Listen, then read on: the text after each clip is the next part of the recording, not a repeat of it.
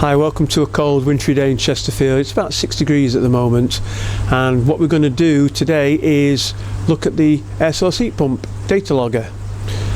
It's been set up and running for 2 weeks now, and it's been taking readings every 30 seconds for 24/7 for 2 weeks. The heater has been set at 17 degrees. The pond's not dropped below 16 degrees, and it just proves that the 1 degree differential on the air source heat pump is working and doing its job. I'm interested to know the efficiency and how much it's actually cost me to heat it, so sit back and we'll check the readings out, we'll check the data, and we'll see what it costs. So what we've got at the moment, I'm sorry about the background noise, it's just the pumps running, but what we've got is the air source heat pump comes through there back of the bypass. You can see the black cable that comes up into the RCD into a 13 amp double socket. That's fed from the isolators. It says on there it's fed by the isolator. One power cable is the logger, one power cable is the air source heat pump. So the logger is looped around the live cable from the feed to the air source heat pump,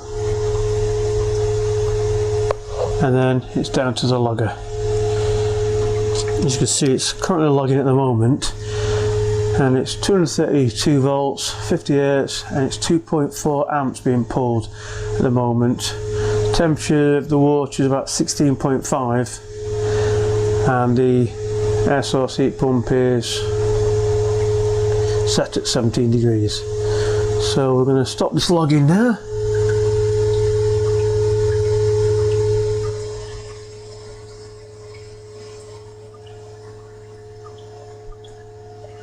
That's it, that's the logging completed. So we're now going to download that to the computer and we'll have a look and see what it says. I'm using the same data logger that I've always used, and that is an old component SPC Pro 2. It's a very technical piece of kit, but I'm only going to focus on the common data that people will relate to. It's set up to log for 24 hours a day for 14 days, and it will take a reading every 6 seconds of the energy that's being used. It'll plot a graph for every 30 seconds, but it still gives you the exact readings of the exact energy used, and it gives you the highs, the lows and all that sort of stuff. This is a summary sheet of how it's set up. One common factor that will affect the readings is the weather in Chesterfield at the time. As you can see, on the first 3 days we had a very low temperatures and we actually had ground frost. I think there might even have been a bit of snow in there. Then the second few days you got another low and a lot warmer. You got a 10 degree swing on the Sunday a week in, and then the last week was fairly mild. But it still gives a good comparison of what we based on with the Electro.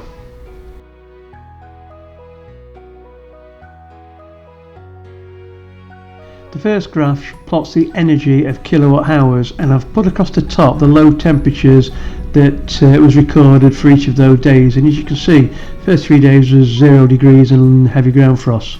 The second one is for the power, which is the kilowatts used, and again it's plotting there for the whole fortnight, and you can see when the spikes are. The spikes are quite interesting, and I'll mention them a little bit more later in the video.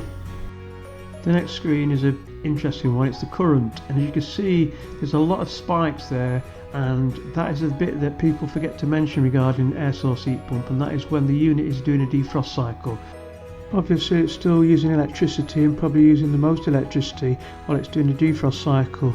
So like I say, it's using electricity, but it's not using it to heat the pond, but it is part and parcel of the cycle of the unit, and I think over the long run you don't really notice the difference. And for all you green people out there, this is the carbon footprint, and again it's a lot lower than the electro heat pump was. The next one is the statistics, which gives you the mean value, the maximum value, the average, the time it started, what time the main peak of the energy was used, and it gives you some sort of idea so you can focus if you've got an issue. Now we get to the interesting part where we start adding our details in. I'm currently with bulb on a Variflow tariff, which means it's 17.37 pence per kilowatt hour for the day rate and 9.62 pence per kilowatt for the night rate. The standing charge is 19p, but I still have that to pay whether I'm using the pond or not, so I've not really included that in any of the figures. Now if I add those tariffs or those days and night rates into the logger, it will calculate the energy used, when it was used and how much it costs. And as you can see by that screen, it makes very interesting reading. It shows that it cost £9.62 during the day to run and £1.78 to run at night, and that's for 14 days. The total cost for the 14 days and nights is £11.40. The last reading a month ago using the Electro was £19.12p, and it was a lot milder than what it is now. That in itself is a saving of £7.72p, just over 14 days. My final words on that one is wow, I'm amazed. I didn't think it could actually beat the Electro, but amazingly it has beaten it. It equates to, with VAT added on and everything, 85.5p per day to run the air source heat pump 24/7. So just to summarise, the air source heat pump has made a major difference on the cost to run through the winter, whether it be mild, hot or very cold with a frost. Last year it was costing about £2.32 per day to heat the pond to 16 degrees.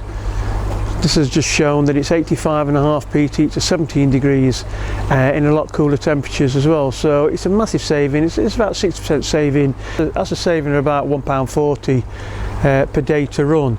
And if you've got it covered and we've got it heated for 180 days, that soon equates to a lot of pennies there. I think it's about £225 to the winter saving in theory on last year's costs to this year's costs.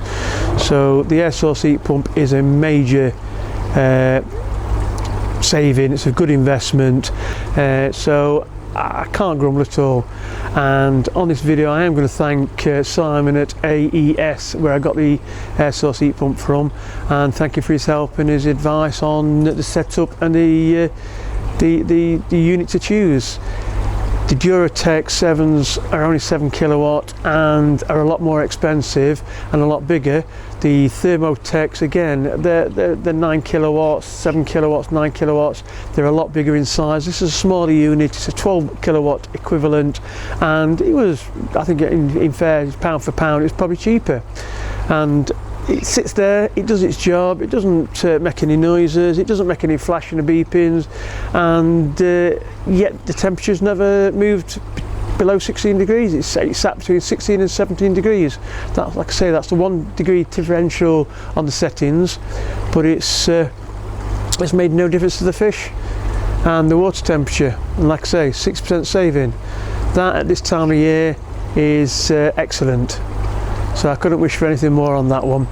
If anybody has any questions about it, please contact myself. The details of AES are in the description below, and like I say, Simon is very helpful.